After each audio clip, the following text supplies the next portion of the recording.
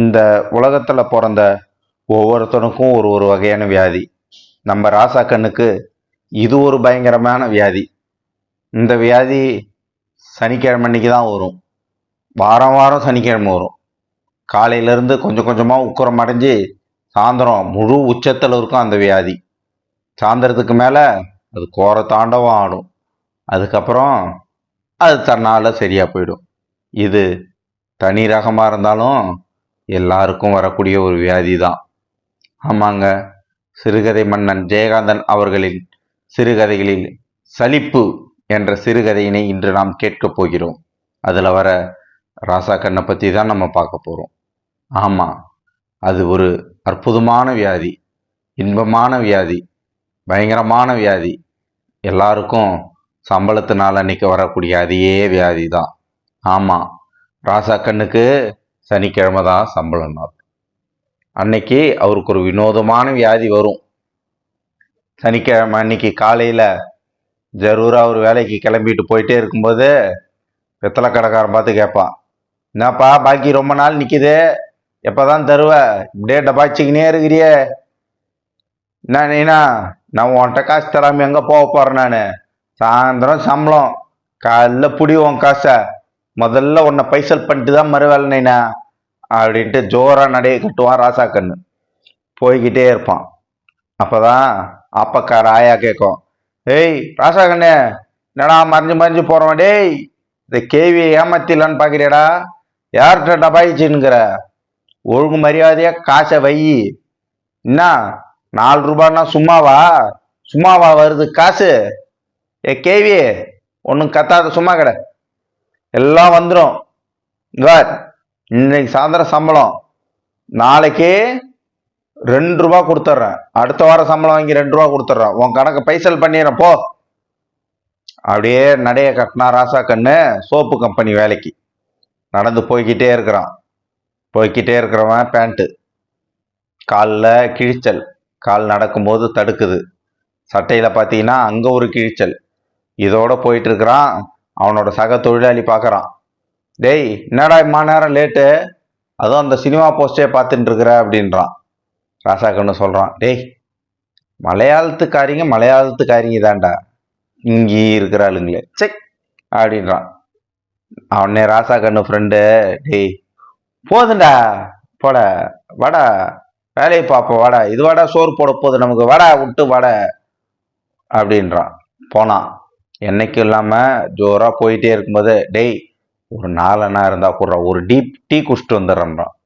டேய் நான் இப்பதானே டீ குடிச்சிட்டு வந்துடுறேன், ஒரு 1.5 அண்ணா இருக்குது, வேணுமா உனக்கு அப்படின்றான். குர்ரான்னு 1.5 அண்ணா வாங்கின்னு போறான். பீடி வாங்கிக்கிட்டு பீடியை நல்லா வச்சுக்கிட்டு போறாரு.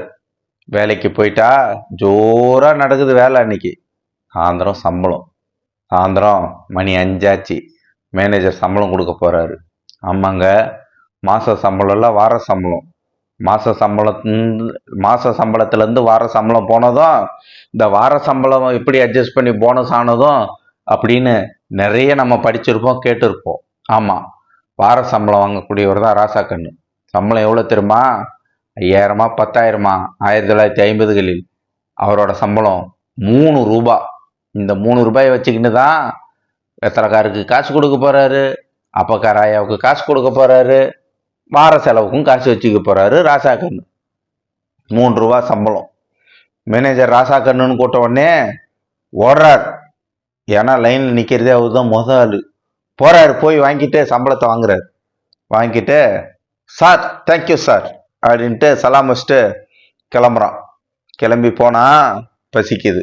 ஒரு பாய் ஹோட்டலு, கறிக்கடை போய் உக்காந்துட்டு பார்க்குறான், என்ன இருக்கு சாப்பிட. அவர் சொல்றார், பிரியாணி இருக்குது, அப்புறம் பரோட்டா இருக்குது. சரி ஒரு 1/2 பிளேட் பிரியாணின்னு சொல்லிட்டு போய் கை கழுவிட்டு மூஞ்செல்லாம் தொடச்சிக்கிட்டு வந்து உக்காராரு. யோ என்னயா, என்ன எம்மா நேரமாவது பிரியாணி சொல்லி இன்னும் பிரியாணியை காணோம். பிரியாணி எடுத்துன்னு வந்து வச்சதுக்கப்புறம் ஒரு பாட்டு ஓடுது. பாட்டை கேட்டுக்கிட்டே அவர் பாட்டை மனசுக்குள்ள பாடிக்கிட்டு பிரியாணி சாப்பிட்டு நல்லா சாப்பிட்டு கை கழுவும் போது, சே இன்னும் பிரியாணியில் பீஸு சரியில்லை, கறி அது மாறமாட்டம் இருக்குது, ஒரு டீ சொல்பா அப்படின்றார். டீயை குடிச்சிட்டு ராசா கண்ணு கல்லாகில் போய் நிற்கிறார். 13 அணா 13 அணா காசை சில்லறையை எடுத்து போட்டு போயிட்டே நடையை கட்டுறார். போனால் காலேஜ் பெண்களை பார்த்தோன்னே ராசா கண்ணுக்கு நோட்டம் அவங்க மேலே போகுது. அவங்க பின்னாடியே போய் அவங்க ஏறுற பஸ்ஸில் ஏறுறாரு. ராசா கண்ணுக்கு கட்ட கையில் தோள்பட்டையில் ஒரு கிழிச்சல் இருக்குது 4 அங்குலத்துக்கு. அந்த கிழிச்சலை அப்பப்போ எடுத்து மறைச்சிக்கிட்டே இருந்தான். ஆனால் அது அப்பப்போ விலகி உடம்பு தெரியுது.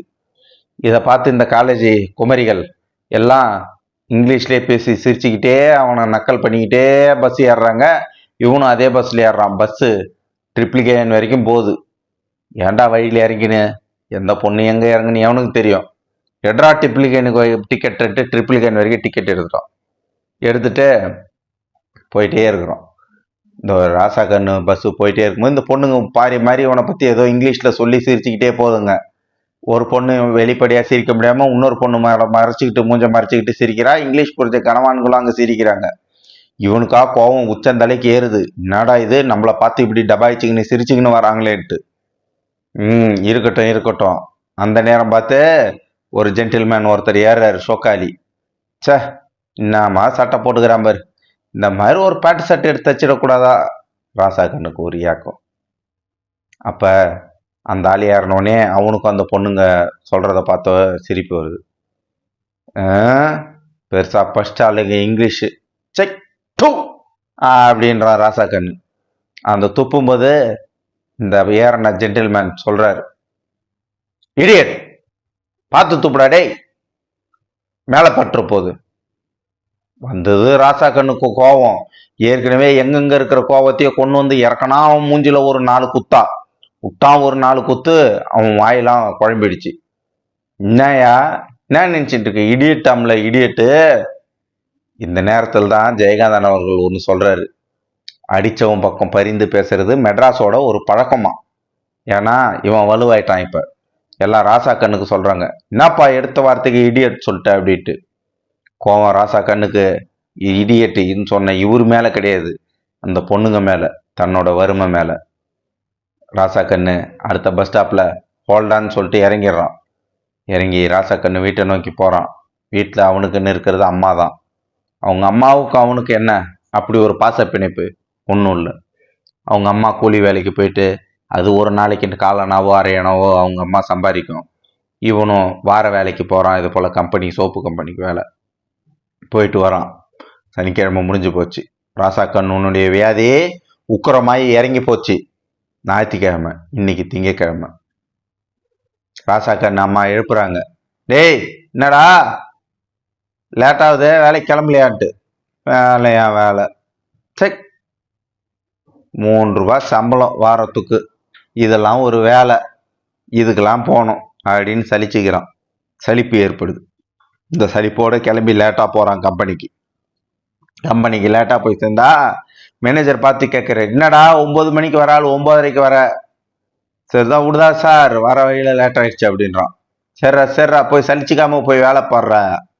ஆமாங்க, இந்த காசு வெறும் 3 ரூபா காசு. சும்மா இந்த 3 ரூபா காசு பிச்சை காசு. இந்த காசுக்கு தான் வாரம் பூரா மறுபடியும் இந்த ராசா கண்ணு உழைக்க போகிறான். வெள்ளிக்கிழமை வரைக்கும் உழைச்சானா அவனுக்கு சனிக்கிழமை இன்னைக்கு சாயந்தரம் கிடைக்க போகிறது 3 ரூபா காசு. அவனுக்கு திங்கக்கிழமானா சலிப்பு வராமல் என்னதான் செய்யும்? திங்கக்கிழமானா சலிப்பு வராதவன் உண்டா? அதுவும் ராசா கண்ணு மாதிரி இந்த அடிமட்ட கூலியில் இருக்கக்கூடிய, இந்த வாய்க்கும் வயிற்றுக்கும் எட்டாத வேலையை செய்யக்கூடிய அடிமட்ட தொழிலாளிகளுக்கு சலிப்பு வராமல் என்னதாங்க செய்யும்? சலிப்பு வரதானே செய்யும்.